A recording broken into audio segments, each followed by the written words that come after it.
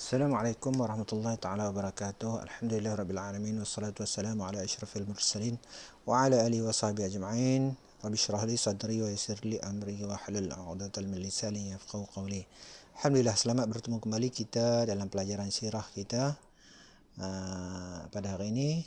Saya harap semua pelajar berada dalam keadaan sihat sejahtera. Alhamdulillah. Kita sambung pelajaran kita pada tajuk yang seterusnya, iaitu dakwah secara terbuka. Kita dah baca sebelum ni dakwah secara tertutup, dakwah secara sulit. Itu bagaimana Nabi berdakwah memula dengan kaum kerabat dia, saudara kaum keluarga dia saja, dan sahabat-sahabat yang terdekat. Dan kita tengok orang-orang yang pertama memeluk Islam, wanita pertama memeluk Islam, lelaki pertama memeluk Islam, kanak-kanak pertama yang memeluk Islam, dan hamba pertama yang memeluk Islam. Itu ketika berdakwah secara sulit. Baik, hari ini kita baca pada muka surat 7, iaitu berdakwah secara terbuka. Setelah 3 tahun berdakwah secara rahsia, 3 tahun Nabi berdakwah secara rahsia dengan kaum keluarga dia, sahabat-sahabat terdekat saja, Allah Ta'ala memerintahkan baginda untuk berdakwah secara terbuka berdasarkan ayat. Allah Ta'ala turunkan wahyu sebagai perintah. Ayat yang pertama berbunyi, A'udzubillahi minasyaitanirrajim, fasda' bima tu'maru wa a'rid 'anil musyrikin, sadaqallahul azim. Bermaksud, maka sampaikanlah olehmu secara terang-terangan segala apa yang diperintahkan kepadamu, dan berpalinglah dari orang-orang musyrikin. Surah Al-Hijr ayat 94. Kemudian wahyu yang kedua diturunkan, wa anzir 'ashiratakal aqrabin, sadaqallahul azim. Bermaksud, dan berilah peringatan serta amaran kepada kaum kerabatmu yang dekat. Surah Syu'ara ayat 214. Selepas baginda menerima dua wahyu perintah untuk berdakwah secara terbuka, baginda berdiri di atas bukit Safa dan menyeru kaum Quraisy dengan suara yang nyaring. Dekat Kaabah tu ada sebuah bukit nama Bukit Safa, dan dia duduk atas bukit tu. Nabi menyeru, panggil semua orang, wahai anak cucu Bani Abdul Muttalib, apa pendapat kamu jika aku khabarkan bahawa di belakang bukit ini ada tentera berkuda yang hendak menyerang kalian? Adakah kalian percaya? Mereka menjawab, kamu lelaki yang kami kenali sebagai seorang yang amanah, jujur dan tidak pernah bercakap bohong. Maka kami percaya. Mereka pun percayalah sebab mereka tak pernah dengar Nabi bohong.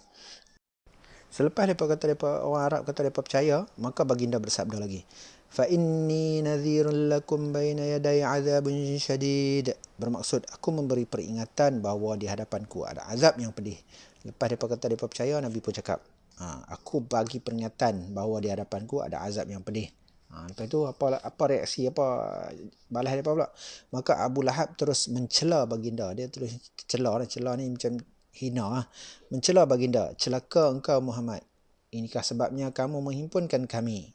Allah Subhanahu Wa Taala membalas celaan Abu Lahab dalam surah Al-Masad. Abu Lahab ni dikata kepada Nabi kita celaka. Kemudian Allah Ta'ala membalas balik celaan dia. Allah Ta'ala membalas celaan Abu Lahab dalam surah Al-Masad dan mengazabnya dalam api neraka. Surah Al-Masad. Siapa tahu surah Al-Masad? Tak? Betul. Surah Al-Masad tu ialah surah Tabbat Yada. Okey.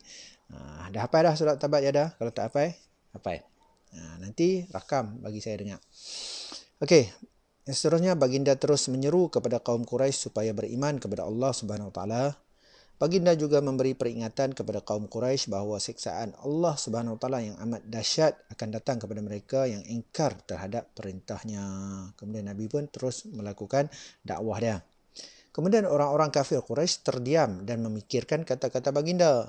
Mereka pun termenung sebab Nabi Muhammad ni tak pernah bohong. Bila dia cakap, semua benda betul, semua benda yang tak pernah bohong. Jadi mereka pun terfikir. Kemudian mereka tahu baginda tidak pernah berdusta, sehingga baginda digelar Al-Amin. Gelaran Al-Amin ni Nabi dapat sebelum jadi Nabi lagi. Ketika sebelum diangkat menjadi Rasul, orang Arab tahu Nabi Muhammad ni tak pernah bohong. Nabi Muhammad ni orang yang amanah. Jadi dia gelarkan dia dengan gelaran Al-Amin, orang yang sangat dipercayai. Kemudian baginda juga memerintahkan kafir Quraisy menyembah Allah Subhanahu Wa Taala yang esa dan jangan menyembah berhala. Sebelum ni orang kafir ni dia sembah berhala. Jadi Nabi Muhammad suruh perintah orang Arab ni sembah Allah Subhanahu Wa Taala. Selain itu juga baginda memerintahkan mereka meninggalkan perbuatan-perbuatan yang tidak bermoral seperti minum arak, berjudi, menilik nasib dan membunuh. Ini perangai-perangai buruk orang Arab dulu. Mereka suka minum arak. Kemudian dia berjudi, tilik nasib dan mereka suka bunuh kepada orang mereka tak puas hati ya, mereka bunuh. Tilik nasib ni mereka tengok macam-macam, oh ni ada benda-benda ni nasib tak baik ni, nasib tak baik tak boleh. Macam itulah mereka tilik nasib tu. Benda tu amat dilarang, termasuk dalam dosa-dosa besar. Kemudian mendengar perintah baginda tersebut, orang kafir Quraisy berasa amat marah kerana baginda melarang mereka melakukan perkara-perkara yang telah menjadi amalan mereka. Maka bermulalah penentangan demi penentangan terhadap dakwah yang dibawa oleh Rasulullah sallallahu alaihi wasallam.